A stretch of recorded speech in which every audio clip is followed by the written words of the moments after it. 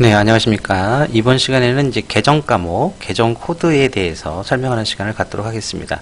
일단 우리 사브 ERP 메인 페이지에 계정 과목 및 적용이라는 메뉴가 있는데요.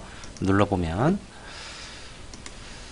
일단 여러분 그 계정 체계를 좀 아셔야 될 것 같습니다. 그래서 이제 아시겠지만 자산과 부채, 자본 내지는 수익과 비용으로 이루어진 결산서가 만들어지게 되는데요. 그 결산서를 이루고 있는 항목들을 다시 중분류, 소분류 이런 식으로 계속 그룹핑을 하고 있는 거죠. 그래서 예를 들면 당좌 자산은 101번 계정 코드부터 제일 끝번 999번까지 당좌 자산은 101번부터 145번까지지만 전체 계정 코드는 101번부터 999번까지 이루어져서 거의 뭐 1000개 가까이 계정 코드가 만들어져 있다는 걸 알 수 있고요. 당좌 자산을 눌러보면 당좌 자산은 101번부터 145번까지인데 이 중에서 101번 현금부터 당좌예금 보통예금부터 쭉 내려와서 145번 여기까지가 당좌 자산으로 중분류가 되는 계정 코드들입니다. 그래서 999개의 계정 코드들이 각자의 자리를 이렇게 차지하고 있습니다. 그리고 이제 이걸 눌러보면 빨간색 글자의 계정 코드들이 있는데 얘네들은 여기도 써 있지만 빨간색 부분은 수정이 되지 않습니다. 그래서 검은색 계정들은 이제 여기에 예를 들어 재예금이 나는 싫고 뭐 다른 이름을 붙이고 싶다면 여기서 수정을 하시면 되겠습니다. 그리고 이제 아예 계정이 없는 것들 예를 들면 127번 사용자 설정 계정 과목이라고 되어 있는데요. 얘네들은 여기도 이제 우리 회사별로 필요한 계정 과목을 여기서 수정을 하셔서 사용하시면 되겠습니다. 근데 여기서 중요하신 것은 127번을 어떤 계정 과목을 잡았었을 때 얘의 분류, 그룹이 어디 그룹이냐 이거죠.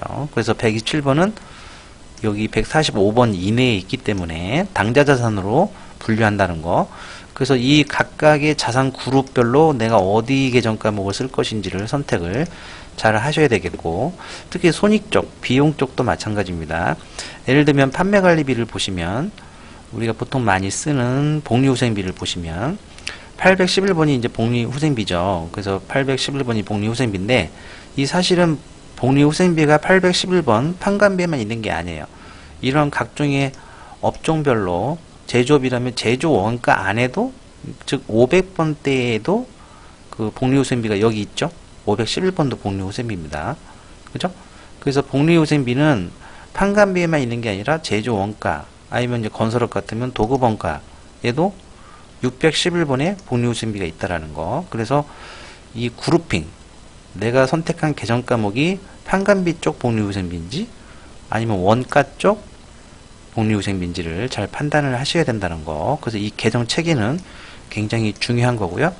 우리가 전표 입력을 했었을 때 최종 이런 결산서가 만들어지게 되는데 예를 들면 재무상태표 예전에는 이제 대처대표라고 했는데 계정 코드를 눌러보면 당좌 자산이라는 그룹 안에 103번부터 이렇게 계정명과 계정 코드가 세팅되어 있다는 걸 알 수 있습니다. 그래서 여러분들이 전표 입력할 때 이 계정 코드를 잘 선택을 하셔야 되겠습니다. 자, 그러면 드디어 일반 전표 한번 들어가 보겠습니다. 자, 여러분들 그 일반 전표 메뉴를 누르기 전에 이제 크게 보면 전표는 두 가지인데요. 일반 전표가 있고 메인 매출 전표가 있습니다. 이 둘 중에 어떤 전표로 입력을 할 것이냐에 대해서 초보자분들이 좀 헛갈려 하시는 것 같은데 일반 메인 매출 전표부터 말씀을 드리면 메인 매출 전표는 쉽게 말하면 부가세 전표입니다. 그러니까 부가세 신고와 관련된 전표들이에요. 그래서 우리가 세금계산서를 매출 세금계산서를 끊어줬다거나 아니면 거꾸로 어떤 물건을 샀는데 매입 세금계산서를 받았다면 그 부가세가 붙어 있는 거기 때문에 이 메인 매출 전표 볼까요? 이 메인 매출 전표 입력에서 입력을 해야 된다는 겁니다. 그래서 메인 매출 전표 입력은 매출 쪽은 이제 나중에 말씀을 다시 한번 드리겠지만 빨간색은 매출이고요. 파란색은 매입입니다. 밑에 하단에도 표시가 되고 있죠. 매출이냐 매입이냐. 근데 이제 우리가 보통 여기 이 매출에도 보면 유형이 지금 한 열 몇 개가 매입 쪽도 열 몇 개가 있는데 우리 실무상으로는 한 2개 정도, 3개 정도밖에 보통은 사용하지 않죠. 그래서 11번이 이제 대표적으로 매출의 유형인데 이 과세 매출은 그 세금계산서를 발행한 매출을 말합니다. 11번. 기억을 하셔야 되죠. 원어만 있으니까. 매입도 세금계산서를 받았다면 51번 과세를 선택하면 되겠습니다. 이 유형에서요. 그래서 요것은 이제 나중에 설명 다시 한번 드리도록 하겠고요. 하여간에 매출과 관련된 거, 매입과 관련된 거, 그리고 그 세금계산서 뿐만이 아니라 우리가 신용카드로 결제한 것도 부가세를 포함해서 산 거기 때문에 신용카드로 결제했어도 이 매입 매출전표 입력에 입력을 하셔야 된다는 거죠. 그게 여기 그 유명한 카드 과세입니다.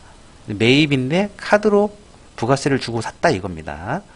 그래서 이제 이런 카드 사용 부분, 그 다음에 세금계산 사용 부분은 모두 다 이 매입 매출전표 입력에서 입력을 해야 된다는 거 우리 초보자 여러분들 꼭 주의하시기 바랍니다. 일반 전표에다 입력하시면 안 돼요.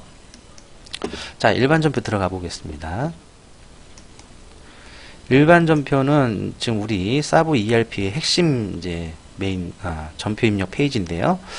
보시면은 여러 가지 메뉴들이 이렇게 있습니다. 그리고 여기에 이제 이 전표수라고 보이는 게 이게 지금 저희가 개발한 영화 필름 기능이라고 이름을 붙였는데요. 영화 필름 모양이죠? 예, 영화 필름처럼 월별로 쭉 있습니다. 그 영화 필름부터 설명을 드리면 여기 8월 달에 3개가 있고 9월 달에 2개가 있다. 이게 무슨 뜻이냐면 8월 달에 전표가 3개가 있다는 뜻이고 9월 달에 전표가 2개 있다는 뜻입니다. 그래서 1년 합계가 총 5개가 있다. 이런 뜻이고요. 우리가 이걸 클릭을 하면 네, 이 8월 달 여기 보이시죠? 3자? 이 3자를 클릭을 하면 8월 달 전표가 보이고요. 만약 9월 달 2개가 있는데 2개를 2자를 클릭을 하면 9월 전표가 열리죠. 우리가 월을 선택할 때 이렇게 선택바로 선택을 할 수도 있는데 영화 필름에서는 이것도 귀찮아서 바로 이 영화 필름을 클릭을 하는 순간 해당 월이 열립니다. 3월달을 클릭하면 3월달이 열리고요. 그러죠? 네, 이런 방식입니다. 아주 직관적입니다. 자, 그래서 이러한 이제 특징들이 있고요. 그 다음에 이제 요 달력 기능을 보시면은 지금 9월 29일인데 예를 들어서 9월 1일자를 한 번만 클릭을 하면 네, 달력을 클릭하면 갑자기 어떤 제목줄이 뜨면서 9월 1일 전표들만 소팅을 해주고 있어요. 9월 2일 날을 클릭하면 9월 2일 날이 소팅이 될 테고 이제 없어서 그런데 이런 방식이고요. 그 다음에 이걸 원위치 하려면 요 제목줄을 클릭하면 없어집니다. 그 다음에 이제 이 달력 기능은 어떤 그 특정 일자의 전표만 보는 게 아니라 기간 검색도 됩니다. 그래서 내가 30일 날을 2번을 클릭을 하고 1번, 2번, 그러면 핑크색으로 바뀌고, 그 다음에 끝나는 날, 이렇게 선택을 하면 9월 1일부터 30일 기간의 전표들을 출력시키는 기능입니다. 이것은 이제 해당 월만 해당되는 게 아니라, 예를 들어서 9월 16일부터 한 번 더, 그 다음에 달을 바꾸어 볼게요. 8월 4일까지, 이렇게. 8월 4일부터 9월 16일까지 이런 기간에 해당되는 전표들만 소팅할 수 있는 기능이니까요. 편하죠? 네, 편합니다.